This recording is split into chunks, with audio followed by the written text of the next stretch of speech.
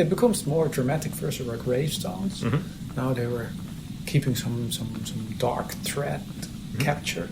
Yeah, the other way around. Maybe someone mean put them there to stop nice things happening. Oh, letting the niceness out. Oh, I like it. Yeah, I like that better. Yeah. We go back there now. You will find all kinds of flowers.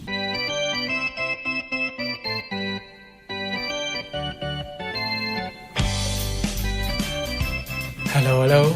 This is the 276th Test from the Future, an experimental podcast from the year 2226, which we are sending from our present to yours.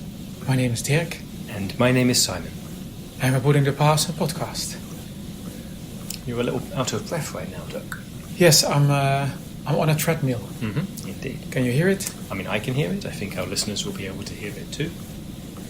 Yeah, it's. I'm doing a challenge, a treadmill relay challenge. I see. So I need to run for a long time on a treadmill, hence the name. And then I need to drag it through the ship to the next person, and then they need to run on it. Okay, so you can't. I mean, you could run it over to them, but that's not part of the competition. Oh, you mean I run and then I carry it? That's not part of it, I guess. Like you running now on the treadmill and the next person, that's what's counted. Exactly. I like your idea. I'm thinking I'm going to be a bit tired after this. Sure. But yeah, so I should do it in one go. Yeah. So I can't just get off now. So that's why you're going to keep on running while we record. Yes, I hope that's fine. Yeah, that's okay. It also makes sure we're staying healthy. Right. Important stuff. Yes. Before we get to today's topic, before we get to the thing we wanted to talk about, how did your lecture go? I won about old 21st century computing. Yeah. Yes. That went really nicely. I didn't intend it as a comedy, but people found it really funny when I went into detail about how computers were back then and what people had to do to make use of them. But I hope they also learned a little bit along the way as well. I had the feeling they were quite interested. Yeah, they were. Yeah. Like I say, some people afterwards did tell me they thought I was maybe telling too tall a tale. They thought I was really making stuff up. So I had to explain to them, no, this is for real, true history. This actually happened. Yeah. No fiction. And then they were even more impressed. Did you like my question about the Microsoft Zune? I did. That was nice. That was something I even know a little bit about, so it wasn't like didn't stump me. Yes.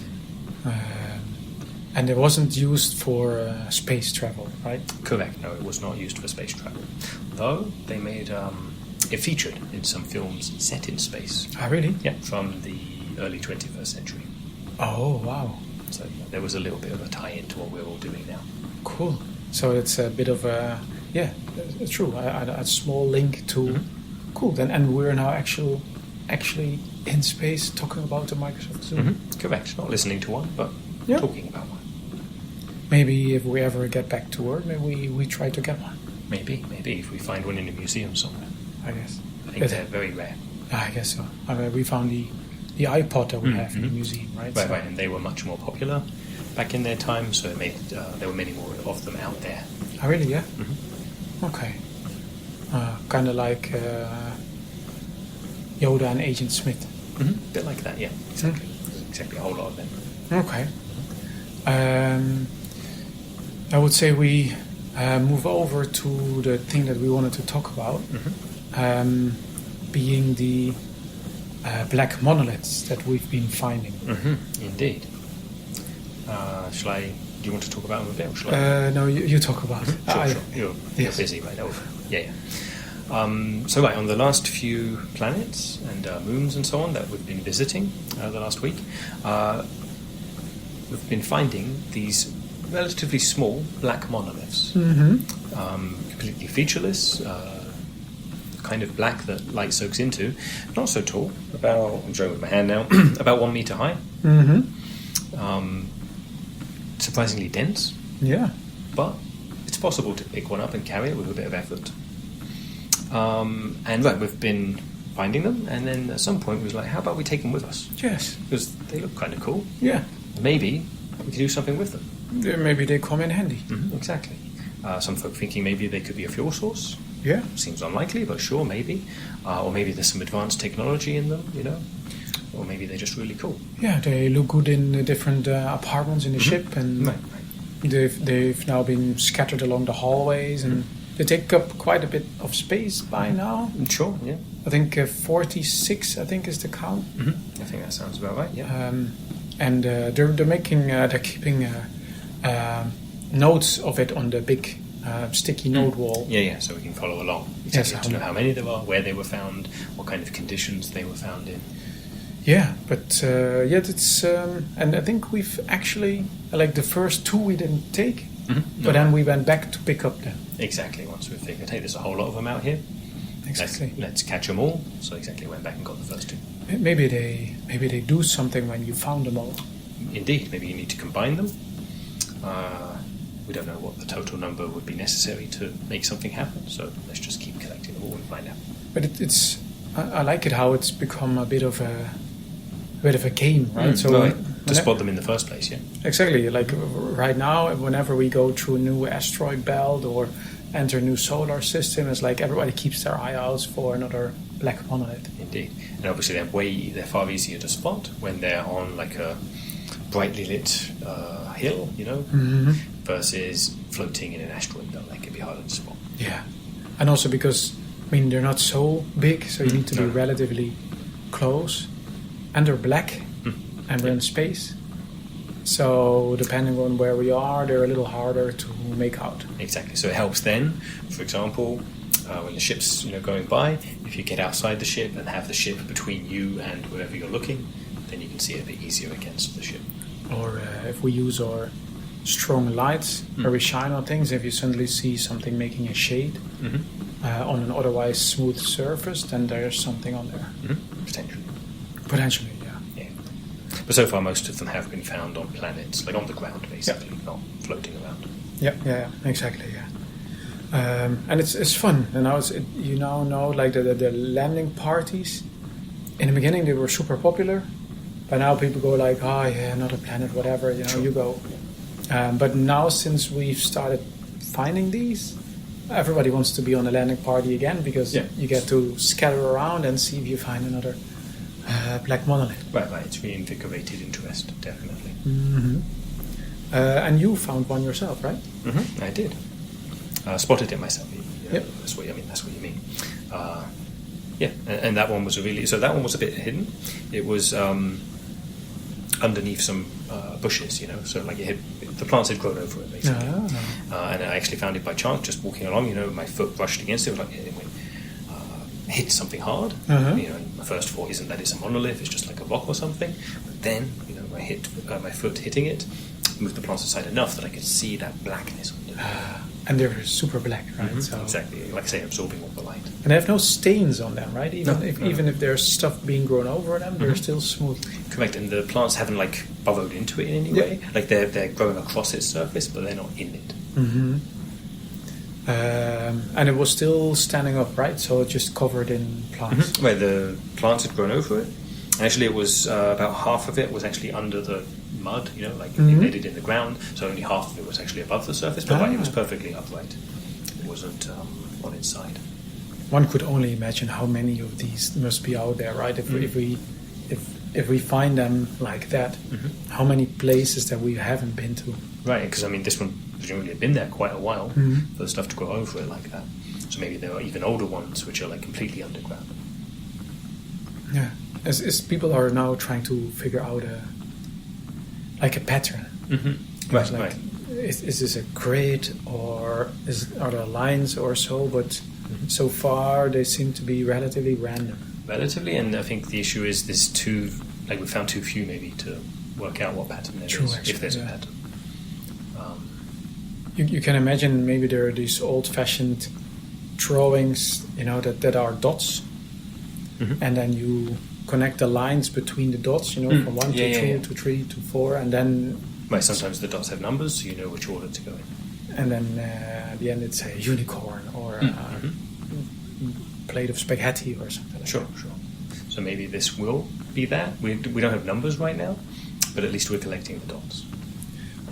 It could be like a map of the galaxy. Like a scale model? Yeah, because like the galaxy, you look at it, the stars also form this pattern. You look up this. I mean, they form a pattern. I think so far there hasn't been a correlation found, like between where the monoliths are and stars in the sky. You know, putting the monoliths aside for a moment, thinking about the pattern that the stars make in the sky. You reckon if you figure out which star is which number, and then you connect the lines, you reckon maybe then there's a big picture. I mean, there could be, but it would really depend where you're looking at it from. Like whether you would see a picture, whether, like, you know, if you were looking at it edge on, as it were, you would just see a bunch of effectively lines overlaying each other, assuming it's a 2D picture. You know? If you're above it, kind of looking down, or below it looking up, then you would see a picture. I wonder if... Again, assuming it's 2D. I'm just imagining that this would be here where we are now, completely lost in space. That if we figure out which star is which number and we connect them, maybe we find a big arrow pointing somewhere. Ooh, that could be a useful pointer. I wouldn't know why an arrow would be pointing to Earth, but if that's the case... I mean, it would. If we found a big arrow pointing somewhere, like I say, at the moment we haven't got a better idea, it would make sense to follow it. It's true, actually. I mean, we have no idea where we're going, we're just thinking this might just be it. If we find a big arrow, it would be rude to ignore it. Yeah. You know, it's probably not going to be a trap. I mean, if you're worried about a trap, maybe head in the opposite direction, but still you'd be It would still be a direction. Yeah. Yeah, good idea, So, what do you think these monoliths are? I mean, like I said, it's not possible to tell just by looking at them, so there has been a lot of speculation. But one of my ideas is that they're part of some kind of communication network, perhaps. Like, you know, wireless repeaters or something like that. Oh. I'm basing this on nothing, you know. But could be. It could be a thing. Yourself? I was thinking more like an intergalactic game of sports or so. Right, like dominoes. For example. They're not like quite big enough to fall over and hit the next one, but something like that. Or cricket. Yeah, cricket also has like poles, right? Wickets and so on. I mean, could be that. A bit of a, I think it's not this, so a Grimmer version, or a Grimmer idea could be that they're gravestones. Ooh. And then it's a bit disrespectful that we've been collecting. But, you know, there's nothing written on them, so that seems unlikely. Or maybe they've all been marking spots where treasure is buried. Oh, right. We should have dug down maybe and looked what was underneath. Yes, we're taking all the signs and not the treasure. And someone actually left these to remind themselves where things were. Oh man, just imagine. We've taken all these cool things. Oh no, the cool thing was right below. Oh. And I mean, we've been keeping track of where we found them. True, actually. So at least we know where they were. Yeah.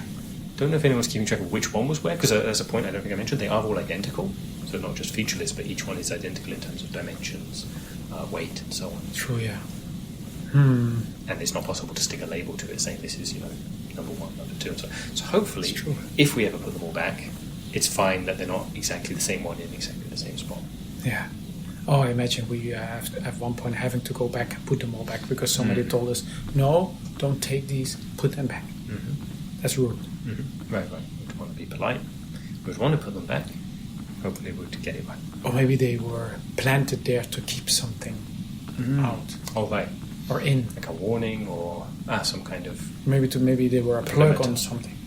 Some sort of underworld. And we've been unplugging all of them. Things. It becomes more dramatic. First there were gravestones. Now they were keeping some dark thread captured.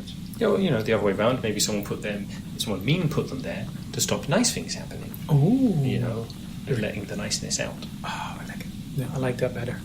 Yeah, we go back there now. You will find all kinds of flowers. Right, something like. Cool. I thought maybe they were also just decoration. Why not? Especially some of them when they've been found. They really brought the hill together. Yeah, it's a little bit sad to take them, but yeah. Okay, yeah, but yeah, it's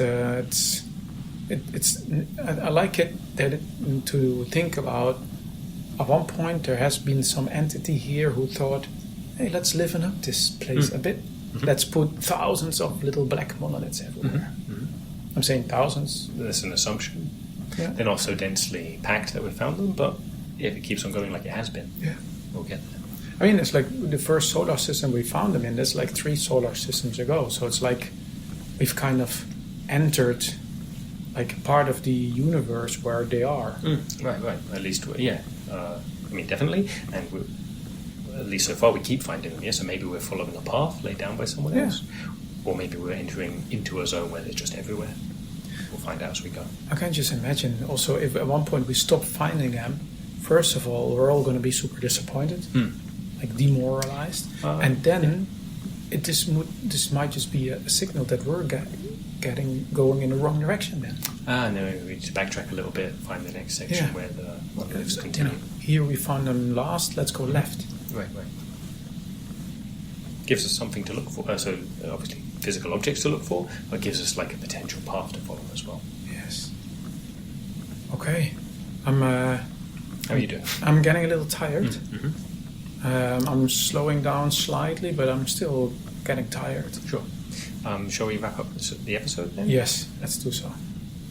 Listener email though? Yeah. I've got one here. Let me read it. So this is from Sinus54. And Sinus54 wrote, "Hey guys, is really all your food produced through Congos? Or do you maybe have a greenhouse or so? Cheers, Sinasa." Also, Sinus, Sinasa. So, thank you, Sinus54. Thank you, Sinasa. Greenhouse. Yeah, we have a greenhouse. We do. So, there's one aboard. Yes. That's even regulations. Every spaceship needs to have a greenhouse. Yep. Exactly. It's a small house, more ceremonial than practical. No one actually lives in it. A small house that's completely green. Yeah, made out of wood. Exactly. And painted green. Yep, and then everything inside the house is also green. Yeah. Furniture, rugs, kitchen. It's a little, like you said, a little unclear why we really need it, but it's tradition. Right, every spaceship should have a greenhouse. Yeah, exactly. For centuries, spaceships have had a greenhouse on board. All those 2 centuries. So it's tradition, so let's do it. You can actually go in. The door's open. Exactly. Ceremonial in the sense no one lives there, but exactly you can have a tour, take your picture in there and stuff like that. It's like 1 story high with a pointy roof, so in the middle it's a little higher. They have some chairs, wooden tables. Yeah. And they even have a bowl of broccoli, cucumber, peas, all kinds of green things that you can eat while you're in there. For some reason, there need to be green vegetables in the greenhouse. So we actually we produce the food through Congos, and some of that we put in the greenhouse. Tradition. Good question, Sinessa. Yeah, thank you for that. So, listeners to Test from the Future, please send an email to michaellasagna5@gmail.com. Like Sinasa did, put the episode number 276 in the subject line so that we know this episode successfully went back in time, and feel free to ask us about houses of all different colours. Yes. Okay, then thanks for listening, and see you in 200 years. Bye-bye.